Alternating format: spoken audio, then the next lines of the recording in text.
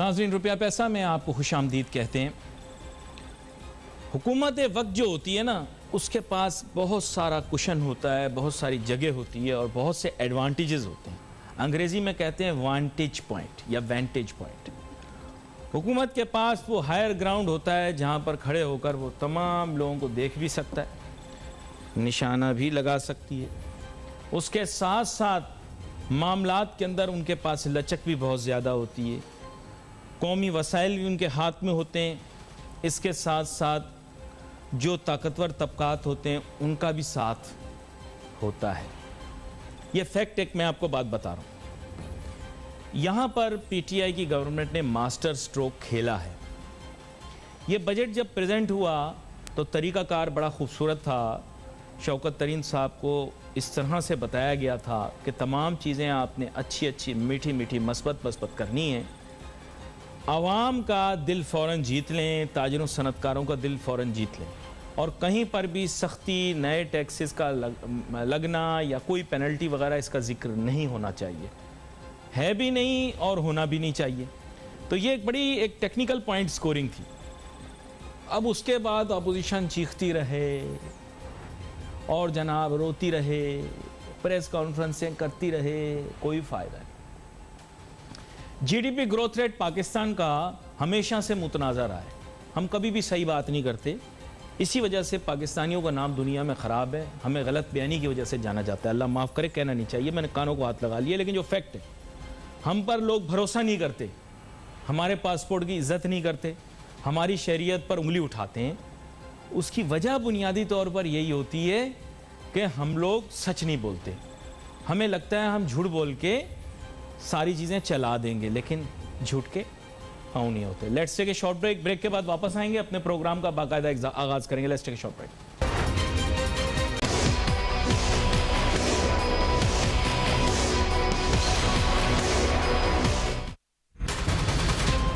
नाज़रीन, welcome back after break. मैं यही बता रहा था कि हुकूमत वक्त जो है उसके पास बहुत सारा कुशन होता है, बहुत सारी अपॉर्चुनिटी होती है और ख़ास तौर पे उसके साथ बहुत सारे हामी होते हैं। तो इस चीज़ का एडवांटेज गवर्नमेंट को मिलता रहता है। और फिर साथ साथ अगर एक मुनासिब किस्म का बजट अनाउंस कर दिया जाए तो उसके बहुत सारे फ़वाइद भी हैं। मेरे साथ जनाब डॉक्टर मिर्ज़ा इख्तियार बेग साहब भी शामिल गुफ्तगू हैं और जनाब शकील रामे साहब जो कि PhD हैं वो भी शामिल हैं, और दोनों जो हैं मईशत के ऊपर बड़ी गहरी निगाह रखते हैं। यहाँ पर मेरे साथ बेग साहब बैठे हुए हैं, मेरे ख्याल से बराह रास्त इन्हीं की जानिब जाता हूँ। बेग साहब, बात कुछ ऐसी है कि बजट आया, बजट के मुतालिक हर कोई मीठा मीठा बोल रहा है, अच्छा बोल रहा है। क्या वाकई में बजट ऐसा है कि ये एक तरह से आप कह सकते हैं कि बेहतरीन बजट था जो वक्त के हिसाब से पेश किया जा सकता था? जी देखिए, मैं एक चीज़ पे हमेशा मेरा इख्तलाफ रहा है, और TV एंकर जब पूछते हैं कि जी बजट आपका ख़राब है या अच्छा है, ये बिल्कुल नहीं होता कि बजट बहुत ही अच्छा हो या बहुत ही ख़राब हो। बहुत सारी चीज़ें ऐसी होती हैं कि जो बीच की होती हैं, कि कुछ एरियाज़ में उनकी कारकर्दगी अच्छी रही है, कुछ पॉलिसी जो होती हैं वो अच्छी अनाउंस की गई हैं, और कुछ जगह पे मायूसी हुई है। कुछ जगह पे जो पॉलिसीज़ हैं वो हम समझते हैं कि आने वाले दिनों में मईशत के लिए इतनी साजगार नहीं होंगी। तो ये इस तरह से बात करनी चाहिए, फैक्ट्स के ऊपर कैंडिडेट बात हो, जो अच्छी चीज़ हो उसको एडमिट करें, एक्नॉलेज करें, और जहाँ पे ग्रे एरियाज़ हैं उनको आइडेंटिफाई करें। अब आपका सवाल का मैं जवाब ये देता हूँ कि ये बजट में दो चीज़ें ध्यान में रखें कि जिस वक्त बजट बनाया गया, एक तो हम IMF के प्रोग्राम में, और दूसरा कोविड की लहर तीसरी चल रही है। शिद्दत नहीं है, लेकिन कोविड है, टूरिज्म इफेक्ट हो रहा है, होटल बंद हैं, रेस्टोरेंट बंद हैं, शादी हाल बंद हैं, तो इकोनॉमिक एक्टिविटीज़ मुतासर हैं। लॉकडाउन में GDP कैसे बढ़ गया फिर? अब GDP में बताता हूँ। देखिए, 2-3 महीने आपकी सनतें बंद रहीं। मैं आपको मुझे बोलने दें ताकि ये फ्लो में हमारी GDP जो वर्ल्ड बैंक ने और IMF ने फोरकास्ट की थी वो 1.5% थी। स्टेट बैंक ने जो तखमिया लगाया था वो 3% का था, और उसके बाद हमारी अब GDP 4%, ये कह रहे हैं आ गई, ये 3.9%। कैसे हुआ? ये यूँ हुआ कि आखिर की चंद महीनों में जब इन्होंने वीट की सपोर्ट प्राइस बढ़ाई और 2000 रुपये फी मन कर दिया, उससे 1200 अरब रुपए काश्तकारों को मिले, मार्केट में आ गए।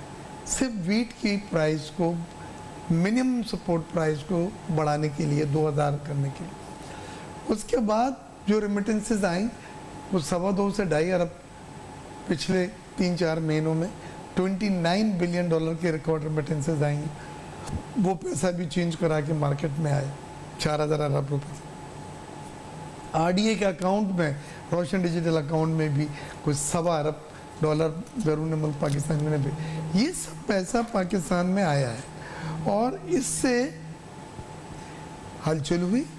जो साइकिल ले सकते थे वो साइकिल गए, जो मोटरसाइकिल ले सकते थे उन्होंने मोटरसाइकिल ली, जिन्होंने गाड़ी ले सकते थे, मकान बुक करा सकते थे, वो उसमें गए। और इस इकोनॉमिक एक्टिविटी से जो आप ने आखिरी चंद महीनों में नज़र आई, आपने देखा कि जीडीपी ग्रोथ में तेज़ी आई है, उसमें ग्रोथ हुई है। लेकिन एक बात याद रखें कि जब भी आप सपोर्ट प्राइस बढ़ाते हैं किसी आइटम की, चाहे वो गन्ने की सपोर्ट प्राइस बढ़ा रहा हूँ, रुई की सपोर्ट प्राइस बढ़ा रहा हूँ, वीट की, गेहूं की सपोर्ट प्राइस बढ़ा रहा हूँ, महंगाई बढ़ती है, उन अशिया की कीमतें बढ़ जाती हैं। आपने देखा आटा की कीमत बढ़ गई, 20 रुपये का नान हो गया। शक्कर की जब सपोर्ट प्राइस बढ़ाई थी तो गन्ने की, तो शक्कर की कीमत बढ़ गई थी। तो अफरात दर बहुत तेज़ी से ऊपर की तरफ जा रहा है। इन्होंने कंटेन करने की कोशिश की है 9-10 के ऊपर, लेकिन होलसेल का जो इंडेक्स है उनका उससे ज़्यादा है।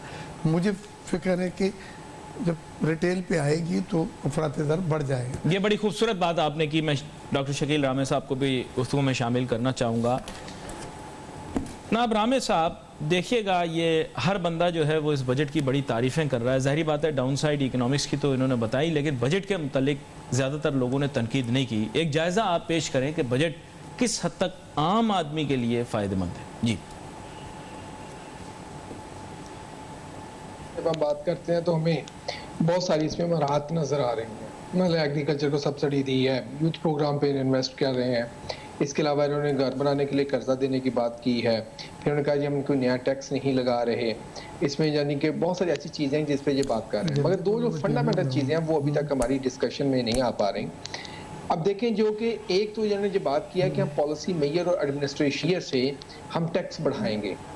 अब जब हम उसकी बात करते हैं तो इसमें जो सबसे बड़ी चीजें नजर आती है हमें कि इन्होंने बात कर रहे हैं कि हम गैस का जो सेस है वो बढ़ाएंगे। इसी तरह उन्होंने कहा है कि जो इसका लेवी है पेट्रोलियम का हम वो बढ़ाएंगे। इस तरह जो गैस का सरचार्ज है वो बढ़ाएंगे। अब ये 3 इंडिकेटर हैं जो हमें ये इंडिकेट कर रहे हैं कि जब पेट्रोलियम की प्राइस बढ़ेगी, जब गैस की प्राइस बढ़ेगी, फिर अल्टीमेटली अपनी बिजली की प्राइस भी बढ़ेगी, जो कि एक एडिशनल बर्डन होगा। एक चीज, दूसरा जो इन्होंने गवर्नमेंट के एस्टिमेट्स हैं वो बता रहे हैं जी कि जो अभी इन्फ्लेशन होगा 8.2%। आप देखें जो 8.2% का बर्डन है ये काफी हद तक कहते हैं कि इनको गवर्नमेंट के लिए तो अच्छा होगा कि उनका रेवेन्यू बढ़ जाएगा। वो देखें ना यहाँ जो बात हुई है कि जो कभी बात करने की जरूरत है, उन डायरेक्ट टैक्सेस की बात नहीं कर रहे मगर इनडायरेक्ट तरीके से वो टैक्स आपसे निकालेंगे। यानी कि जब आपकी इन्फ्लेशन बढ़ेगी, अगर आपका सेल्स टैक्स कम किया हुआ है तो जाहिर बात है अगर आप 100 रुपए की जो चीज पहले खरीदते थे वो 150 की खरीदते हैं या 120 रुपए की खरीदते हैं या 110 की भी खरीदते हैं, उसी हिसाब से जो प्रोपोर्शन ऑफ टैक्स है वो बढ़ जाएगा। इसी तरह जब आप इस पे सेस लगाएंगे गैस डेवलपमेंट पे, जिसी तरह लेवी लगाएंगे पेट्रोलियम प्रोडक्ट्स पे, सारे पे सब पे, तो अल्टीमेटली जो इसकी प्राइस है वो कंज्यूमर को पे करनी पड़ेगी। एक जब कंज्यूमर को इन चीज़ों पे 3 फंडामेंटल चीज़ें हैं ना, पेट्रोलियम, गैस और इलेक्ट्रिसिटी। अब अगर उन्हीं में ये तो वो चीज़ें हैं कि जो हर गरीब भी जिससे इम्पैक्ट होगा। इसका मतलब यह है कि आपने बड़े की बात कर रहे हैं कि बिजनेस ग्रुप्स को बात कर रहे हैं या उनको मराद की बात कर रहे हैं, कॉर्पोरेट एग्रीकल्चर की बात कर रहे हैं, वो सारी अपनी जगह है। मगर जब आती है, आप बात ये करेंगे कि गरीब कैसे इम्पैक्ट होगा, तो उसमें जो बेसिक इंस्ट्रूमेंट्स है तीनों, बिजली तो घर में चलनी है, अभी किसी ने सफर करना है तो पेट्रोलियम करना है। अब गैस का भी जो शहर का जो मिडिल क्लास का पूरा क्लास है वो भी गैस पे जाए, उनको भी गैस चाहिए। अब तीनों चीजें बढ़ जाएंगी तो इन्फ्लेशन प्लस इन्फ्लेशन, तो उसके लिए जो प्रॉब्लम है कि वो जरा क्रिएट होने के इश्यूज हैं। अच्छा डॉक्टर शकील रामे साहब, एक छोटा सा लुकमा आपको देना था। मैं डॉक्टर नहीं हूँ, मैं डॉक्टर नहीं हूँ। नहीं शकील रामे साहब, मैंने एक छोटा सा लुकमा आपको देना था, और लुकमा आपको मैंने ये देना था कि जनाब वाला पहले कहा गया impact of corruption on Pakistan's economy, and the numbers that were shown were so high that every day we were leaking billions and billions and billions of rupees. मेरे जहन में ये है शकील रामे साहब कि इफ मतलब ये तो अपोजिशन कहती है, वो तो आउट ऑफ स्पाइट कहती है, लेकिन मैं आउट ऑफ कंसिडरेशन कह रहा हूँ स्टैटिस्टिकली स्पीकिंग पाकिस्तान की इकोनॉमी को क्या जीडीपी ग्रोथ इस वजह से दिखाई है क्योंकि वो करप्शन के जो लॉसेस थे अब वो कम हो गए हैं, अब पाकिस्तान करप्शन से पाक हो गया है, शायद इस वजह से अचानक इतनी ज़्यादा जीडीपी ग्रोथ रेट आई है? नहीं, अभी जो जीडीपी को रियल पुश है ना, जो इकोनॉमिक सर्वे में बात की है, उन्हें कहा जनाब ये कंजम्पशन से आया है। जो रियल पुश आया है वो कंजम्पशन, जैसे इख्तियार बेग साहब बात कर रहे थे कि रिमिटेंसेस बढ़े, और दूसरा असास प्रोग्राम के थ्रू जो उन्होंने पैसा दिया, कोविड-19 के दरमियान इन्होंने बहुत ज़्यादा पैसा इन्वेस्ट किया, लोगों को दिया, जिसकी वजह से कंजम्पशन बढ़ी। मगर इसके बाद साथ जो जीडीपी ग्रोथ रेट की आप बात कर रहे हैं कि अगर हम इसको डिटेल में जाएं तो हमें ये बताया गया कि एग्रीकल्चर की ग्रोथ बढ़ी। एग्रीकल्चर की ग्रोथ नहीं बढ़ी, एग्रीकल्चर की प्रोडक्शन बढ़ी है, क्योंकि आप देख रहे हैं जो मेजर क्रॉप्स हैं जिनको आप बात कर रहे हैं कि उनके लास्ट ईयर के हिसाब से प्रोडक्शन हुई है, उनका एरिया ऑफ प्रोडक्शन बढ़ा है, ना कि उनकी यानी कि पर एकड़ यील्ड बढ़ी है, उनका एरिया ऑफ प्रोडक्शन बढ़ा है। और जिस फसल में आपने एरिया ऑफ प्रोडक्शन को कम किया है, कॉटन में, कॉटन का जो एरिया प्रोडक्शन 9.9% कम हो गया है, और उसमें देखिएगा आपका कितना शार्प डिक्लाइन आया है कॉटन की प्रोडक्शन में। तो एक बात ये है, एक तो यहाँ से पुश आया जब स्टेट बैंक और एफपीएस के जो स्टैटिस्टिक्स नहीं मैच कर रहे थे, जैसा इख्तियार बेग साहब भी कह रहे थे, गंदम की वजह से वो एक बड़ा पुश नजर आया। दूसरा जो बात की इन्होंने जो आया था वो हमें कहते हैं large scale manufacturing. Large scale manufacturing में दो इंडस्ट्री हैं कि जो बड़ा अहम रोल प्ले करती हैं, क्योंकि जब इनका इंडाइसेस बनाते हैं तो उनका वेट सबसे ज्यादा है। नंबर एक टेक्सटाइल जिसका वेट 20 है, इसी तरह दूसरा जो टोबैको, बेवरेजेस और फूड के प्रोडक्ट्स हैं, इनका वेट जो 12%। अब इन दोनों में कंजम्पशन की वजह से इन दोनों में हमें बढ़ोतरी नजर आई थी, जिसकी वजह से हमें लार्ज स्केल मैन्युफैक्चरिंग में एक बड़ा जंप नजर आया, जिसका हम कहते हैं कि ये एक जीडीपी ग्रोथ रेट ज्यादा हो गया। मगर यहाँ एक बड़ी इंटरेस्टिंग बात है जो मैं आपके साथ शेयर करना चाहूंगा अली नासिर। 2-3 दिन पहले हम एक प्रोग्राम में तो जुबैर मोतीवाला साहब ने ये स्टैटिस्टिक्स हमारा शेयर किया जी। उन्होंने कहा हमारी टेक्सटाइल की एक्सपोर्ट बढ़ी है मगर एक्सपोर्टर 30% कम हुआ है।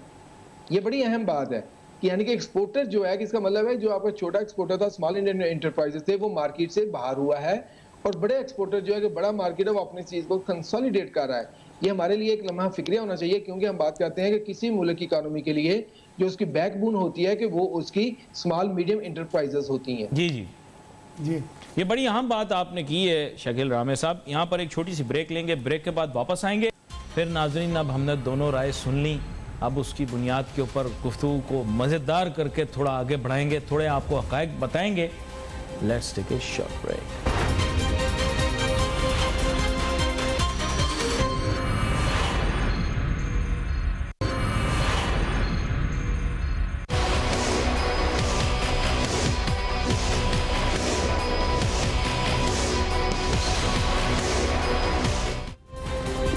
नाज़रीन, वेलकम बैक आफ्टर ब्रेक।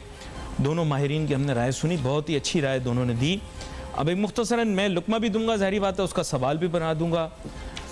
मैं सच बात ये कहना चाहूँगा कि अगर आपने पाकिस्तान की मईशत को ठीक करना है, आज आपको पता है पाक रुपये को, पाकिस्तानी रुपये को खूब जनाब लाते ठड्डे WWE के अंदर जिस तरह मार पड़ती है ना, वैसे मार पड़ी है, और डॉलर जो है वो फिर मजबूत हो गया, रुपया कमज़ोर हो रहा है, और ये आगे भी ट्रेंड अगर कंटिन्यू किया तो मुल्क के लिए बड़ा नुकसान दे। मैं शुरू से इस फेवर के अंदर हूँ। ब्रेक के दौरान भी मैं और बेग साहब ये बात कर रहे थे कि आप ज़्यादा से ज़्यादा डॉलर को पाकिस्तान, मुझे नहीं पता ये मेरे से मुत्तफिक होंगे या नहीं होंगे, वो इनकी अपनी राय होगी, लेकिन जितना ज़्यादा डॉलर पाकिस्तान में आएगा, डॉलर के रेट में स्टेबिलिटी आएगी। अभी हमने FATF के चक्कर में, बैनुल अक़वामी इदारों को सेटिस्फाई करने के चक्कर में अपनी मईशत को नुकसान पहुँचाना शुरू कर दिया है। Allow the dollar to flow into Pakistan. Allow overseas Pakistanis to send US dollars into Pakistan. अपन को नोटू मांगता बाबा, नोटू के बगैर कोई काम नहीं हो सकता दुनिया के अंदर, और डॉलर जो है ना वो सबका बाप है। युआन तो आप ले ही नहीं सकते, युआन आप पाकिस्तान में लाकर चाइना पा की जो क्यों चा चू पा ये सब छोड़ ड्रामे कर लो। युआन की कोई वैल्यू ही नहीं है। You can bring yuan physical, you can not have, yuan has no physical value here in Pakistan.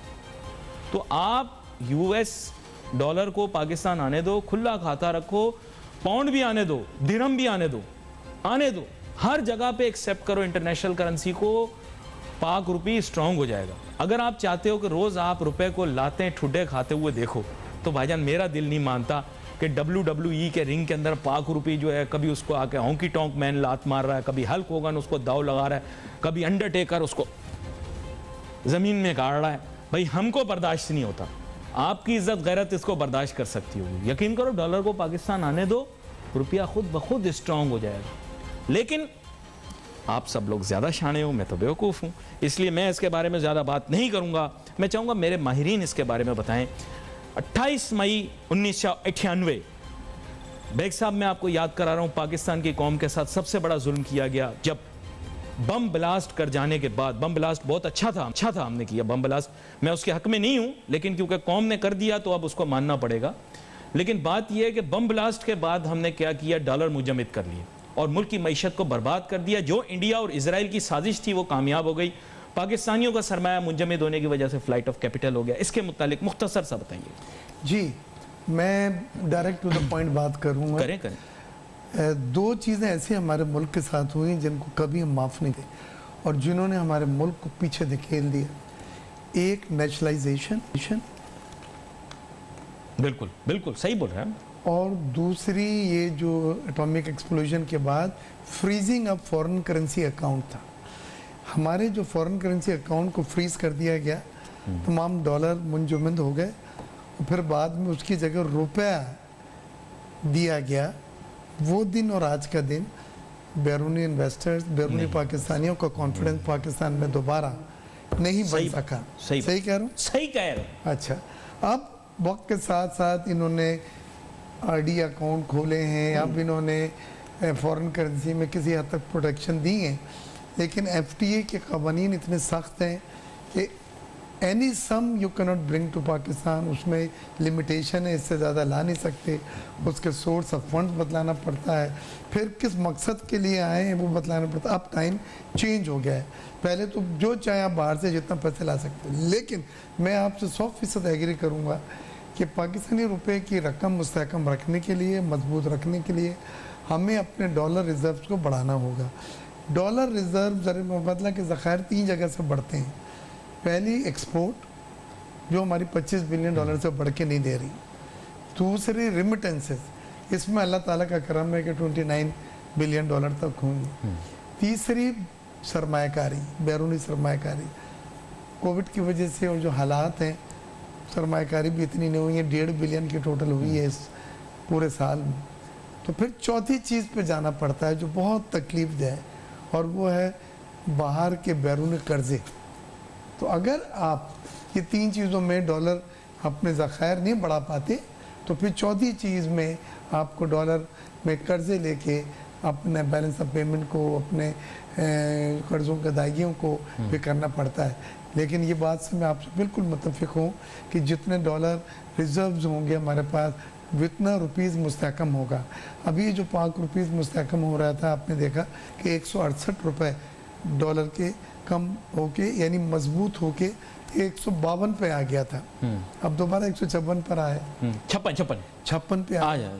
तो ये पूरा का पूरा खेल जो है, ये मुस्तहकम पाक रुपीज़ का दारोमदार है डॉलर रिजर्व्स के ऊपर। और डॉलर रिजर्व्स अगर आपके बढ़ते हैं तो रुपी मुस्तहकम होता है। आपको रुपी के लिए एक्सपोर्ट को बढ़ाना होगा। रेमिटेंसेस अल्लाह ताला का करम में बढ़ रही हैं।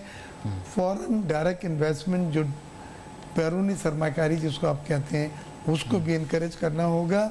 और ये चौथे ऑप्शन पर अल्लाह ताला हमको ना लेके जाए जो इंटरनेशनल डोनर्स एजेंसी से नहीं वो डॉलर में हम कर्जे लेंगे। सर जिसको आदत पड़ जाए ना, मैंने एक दफा एक भिखारी को बोला तुम भीख क्यों मांग रहे हो? नहीं, मैंने एक भिखारी को पूछा तुम भीख क्यों मांग रहे हो, मैं तुम्हें नौकरी देता हूं, तुम नौकरी करो। उसने कहा जा तू खुद नौकरी कर भाई, 9 to 5, हमें जो देने 10 रुपए दे, हमें इखलाक ना सिखा। मैं खामोश हो गया। अगर आदत पड़ जाए सर, लत पड़ जाए, तो ये नशे की तरह होता है उधार और कर्जा, इंसान से छूटता नहीं। शकील रामे साहब की जानिब जाऊंगा, इनकी मेरी हमेशा बहस होती है। और मैं एक शकील रामे साहब आपके सामने एक चीज़ रखता हूँ। CPEC का हमने चर्चा किया, मुल्क की मईशत को हम बेहतर करेंगे वगैरह वगैरह, हम उधर ही खड़े हुए हैं और थोड़ी बेहतरी ज़रूर आई होगी। मैं ये कहता हूँ सर कि मेरे ख्याल से चाइना से ज़्यादा अच्छा पाकिस्तान के लिए इकनॉमिक पार्टनर जो है वो वेस्ट है, मेरा ऐसा ख्याल है। मे बी आप उससे एग्री ना करें, मैं इसमें कोई there are no permanent friends and there are no permanent enemies, but yes there are relationships. I believe that in pursuance of CPEC, Pakistan has put all of its eggs in one basket. I think Pakistan should diversify and Pakistan is diversifying. We are going back to GCC, which is a good sign. I salute Mr. Imran Khan, Prime Minister of Pakistan, and I would also want him to engage once again in a good way with the West to get more and more resources here. क्या कहते हैं आप शकील रामी साहब? देखें, जो आपने पहले बात की थी फॉरेन रिजर्व्स वाली, जी मैं वहां से शुरू करता हूं बात को। हमें हमारे फॉरेन रिजर्व्स ज़रा होने चाहिए जी, मगर जो आपने कंपैरिजन किया चाइना का और ये यूएस डॉलर का, वो एक हकीकत पे मबनी नहीं है। अच्छा, आप एक चीज़ याद रखें, डॉलर दुनिया में वीक हो रहा है, डॉलर दुनिया में वीक हो रहा है। अभी भी जब जो प्रिंट किया, क्या कहते हैं कि अभी ये कोविड-19 आया तो यूएस को $2 ट्रिलियन का जो था उनको प्रिंट करना पड़ा, और इस दफा उनके पास उनकी जो बॉन्ड की यील्ड थी वो नेगेटिव में चली गई। पहले वो बॉन्ड्स फ्लोट करते थे, उसकी यील्ड पॉजिटिव में होती थी, इस दफा नेगेटिव में चली गई। तो अब ये इंडिकेट करता है कि अब फ्यूचर में अगर वो अपना यानी कि उनका जो ट्रिलियंस ऑफ डॉलर का डेफिसिट है उसको फिल करने के लिए दोबारा प्रिंटिंग में जाएंगे तो ये और वीक होगा। एक चीज, दूसरा जो युआन है या आरएमबी है वो दुनिया में इस वक्त बढ़ रहा है, रुझान उसका बढ़ रहा है, सिर्फ पाकिस्तान नहीं, आप यूरोपियन कंट्रीज को भी देख लें, कई को जो स्पेशली ईस्टर्न यूरोपियन कंट्री हैं, फिर रशिया को देख लें, फिर और ममालिक को देखें, वो आरएमबी में भी अभी काम करना शुरू हो गए हैं। और ये प्रेडिक्ट कर रहा है कि 2030 तक युआन जो आरएमबी है वो बहुत स्ट्रांग करेंसी होगी। आईएमएफ ने ऑलरेडी इसको अपने यानी कि बास्केट में शामिल कर लिया है। तो इस चीज को थोड़ा रैशनलाइज करने की जरूरत है कि देखिए हमारा जो माइंडसेट है ना, एक थोड़ा सा, सॉरी मैं एक बात करूंगा, नहीं खुल के बात करें आप, बात इशारा नहीं है मगर एक बात है, नहीं खुल के बात, आप कह रहे हैं हमारा हम जो कॉलोनियल मास्टर है ना हमारे, हम उन्हीं को अभी तक उससे नहीं निकल पा रहे कि वो सबसे बेस्ट है। अभी आप देखें, भी बात कर रहे हैं ना कि दुनिया में यानी कि क्या हो रहा है, अभी आप देख रहे हैं कि वो तमाम जो वेस्ट है वो तो चाइना के पीछे लगा, किस तरह हमें अपनी मार्केट में घुसने दो। क्यों? उनको पता है जो फ्यूचर ग्रोथ है वो चाइना से इमर्ज हो रही है। आपको पता है कि 2049 तक 6 मिलियन पीपल जो है चाइना में वो डोमेस्टिक, वो मिडिल क्लास में शामिल होंगे, और मिडिल क्लास से जो लोग हैं 300 मिलियन लोग जो हैं कि वो अपर क्लास में जाएंगे। अराउंड अबाउट 1 बिलियन की जो लोग हैं उनकी क्लास चेंज होगी तो उनकी डोमेस्टिक कंजम्पशन कहाँ से कहाँ पहुंचेगी। तो दुनिया लगी हुई है उसके पीछे। दूसरी बात, जो आप सीपैक की बात कर रहे हैं, सीपैक डिलीवर कर रहा है। अभी भी जो कोविड-19 के दौरान भी तो सबसे ज्यादा यानी कि ऑलमोस्ट 43,000 जो जॉब थी वो सीपैक ने प्रोवाइड की हुई थी। इसके अलावा हमने जो कि क्या कहते हैं कि हमारा जो एनर्जी का क्राइसिस था वो सीपैक ने कवर किया। ये हमारी नालायकी है कि हम उसकी ट्रांसमिशन पे काम नहीं कर सके। जो प्रोडक्शन की साइड से जो हमने कमिट किया हुआ था वो उसने करके हमें दिया, मगर हमारी नालायकी है कि हम उसको ट्रांसमिशन लाइन में नहीं ला सके, जो है वो इतनी पैथेटिक फॉर्म में है कि वहां से आपको लॉसेस बहुत ज्यादा हो रहे हैं। और दूसरी बात जो डाइवर्सिफिकेशन की, पाकिस्तान तो हमेशा से कहता है, चाइना भी कहता है कि डाइवर्सिफिकेशन होनी चाहिए, बल्कि चाइना और पाकिस्तान जॉइंटली काम कर रहे हैं कि सी पैक में थर्ड कंट्रीज भी अगर इन्वेस्ट करना चाहते हैं, करें, आके करें। मन देखे ना कि जो ग्वादर पोर्ट है वहाँ यूएई ने ऑलरेडी इन्वेस्ट किया हुआ है, जो मिडिल सेंट्रल एशिया की कंट्रीज है उन्होंने ऑलरेडी रिक्वेस्ट भेजी हुई है कि हमें यहाँ पर वेयर हाउसेज और अपनी दूसरी जो फैसिलिटी बनाने की इजाजत दें। फिर अभी रिसेंटली जो कनाडा हो गया, जब और यूरोपीय ममालिक थे उनके एम्बेसडर सारे ग्वादर को विजिट करके आएंगे, they want to be the part of the Gwadar and the development of the Gwadar. तो हमें जो माइंड सेट है ना कि डिलीवर नहीं किया, डिलीवर बहुत किया है, मगर हमारे मसाइल इतने ज्यादा हैं, हमें लगता है कि शायद देखें चाइना आके जो कहे ना वो हमारी हेल्प आउट कर सकता है।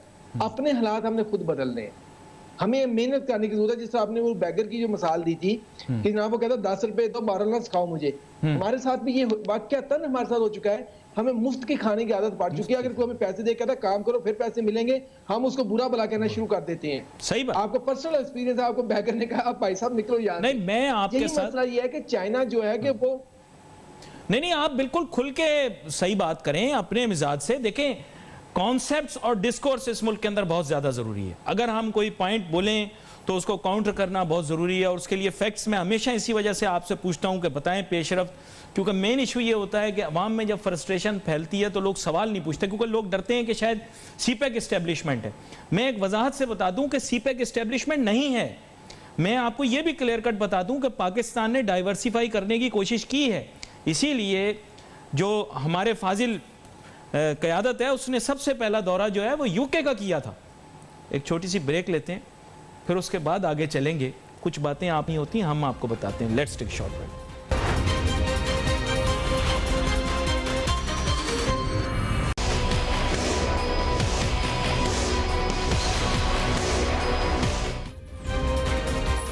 नाज़रीन, वेलकम बैक आफ्टर ब्रेक। मेरे साथ दोनों मेहमान शामिल गुफ्तगू हैं, जनाब डॉक्टर मिर्ज़ा इख्तियार बेग साहब और जनाब शकील रामी साहब। गुफ्तगू हमारी जारी है। बात हम कर रहे थे बड़े ही अहम मौजू के ऊपर, पाकिस्तान के बजट के मुतालिक। तो मैं चाहूँगा बेग साहब, मैंने तो खैर बहुत लंबाइयों चौड़ाइयों की तरफ चला गया, मैं चाहूँगा कंक्लूड करना है हमें। थोड़ी सी अगर आपके जहन में तजावीज़ हो तो ज़रूर दीजिएगा, फिर आगे बढ़ते हैं। लेकिन तजावीज़ में यह है कि ये ज़राअत के सेक्टर को खुदारा इम्पोर्टेंस दें। हम नेट एक्सपोर्टर होते थे ज़रूरी अजनास के, आज हम नेट इम्पोर्टर हो गए ख़त्े में। पाकिस्तान की जो स्ट्रेंथ है वो ज़राअत है। ज़राअत के शोबे में आप बीजों के रिसर्च करें, आप बग़ैर मिलावट की अद्वियात, फर्टिलाइज़र ये सब दें, पर कैपिटल पर एकड़ यील्ड बढ़ाएं, और ज़राअत के शोबे नंबर 1 है। आईटी का एक्सपोर्ट बढ़ाएं और small and medium scale industries को फोकस करें, जो सबसे ज़्यादा जॉब्स किस मुल्क में फराहम करता है। उसके साथ साथ आपने टेक्सटाइल सेक्टर के लिए कॉटन की जो पैदावार है उसको आप इंश्योर करें, क्योंकि वो हमारा खाम माल है। 13 मिलियन बेल्स होती थी, इस साल 6.5 मिलियन बेल हुई है। $2 बिलियन की हमने कॉटन इंपोर्ट करनी पड़ी है, और ये कौमी ख़जाने पे बोझ है। फिर लॉस मेकिंग ऑर्गेनाइजेशन जो हैं, वापडा है, स्टील मिल है, आपकी PIA है और रेलवे है, इनको खुदारा ये ब्लीडिंग हो रही है, ये कौमी ख़जाने पे बोझ है, इनका आप तश्कील नौ करें। और आखिर में सर्कुलर डेट एक टाइम बम है जो टिक टिक कर रहा है, 2400 अरब रुपए तक पहुंच चुका है, और इसके लिए कोई अभी तक मरबूत रोड मैप नहीं है। बजट में भी शौकत तरीन साहब ने जो एक रोड मैप दिया है वो 6 से 7 साल की बात कर रहे हैं, वो दूसरी हुकूमत फिर आ जाएगी, तो ये तो कोई उसका हल नहीं हुआ। मैं समझता हूँ सर्कुलर डेट यानी गर्दिशी कर्जे जो हैं उन्हें ज़्यादा से ज़्यादा 1-2 साल में उनका हल निकालें। कैपेसिटी सरचार्ज का जो उन्होंने कहा कि जी हम भूख बढ़ाएंगे, पावर सनतें लगाएंगे, और फिर वो सनतें ये बिजली जो हम मुफ्त में उसको सरचार्ज दे रहे हैं, हम पैसे दे के इनसे बिजली लेंगे। ये तो बहुत ही लंबी की है कि अगर स्ट्रेंथ बढ़ती है, अगर सनतें लगती हैं और फिर जाके पावर की डिमांड बढ़ती है, 6-7 सालों में उन्होंने कहा है। मैं इस पे मेरी ज़रा सी तशवीश है। यहाँ पर शकील रामे साहब, मैं चाहूँगा आप भी सम अप करें कि अगर आपके जहन में कुछ चीज़ें हों जो कि बजट में रह गई हों और इनको 2-3 दिन की बहस में उनसे तवज्जो देनी चाहिए उस पर। जी सर, एक चीज तो पहली है जो कि बेग साहब ने फरमाई है कि एग्रीकल्चर वो पोटेंशियल है कि जो आपकी इकोनॉमी को शॉर्ट टर्म में एक बूस्ट देगी और लॉन्ग टर्म में आपके लिए सस्टेनेबल डेवलपमेंट के लिए रास्ता बनाएगी। इसके लिए हमें 2 तरह की इसमें पॉलिसीज अडॉप्ट करनी पड़ेंगी। एक ग्रोथ ओरिएंटेड, कि यानी कि एग्रीकल्चर से हमने ग्रोथ कैसे एक्सट्रैक्ट करनी है। इसके लिए जो कि आप अभी गवर्नमेंट काम कर रही है, स्पेशली आपको शायद पसंद ना आए, CPEC के अंदर चाइना पाकिस्तान इसमें बहुत ज़्यादा कॉपरेशन कर रहे हैं कि वहाँ का प्राइवेट सेक्टर पाकिस्तान में आके इन्वेस्ट करे एग्रीकल्चर में, मशीनरी में, सीड में, क्योंकि जो हमारी आउटपुट है ना पर एकड़ वो बहुत कम है। दूसरी जो है कि वो हमारी होना चाहिए एक डेवलपमेंट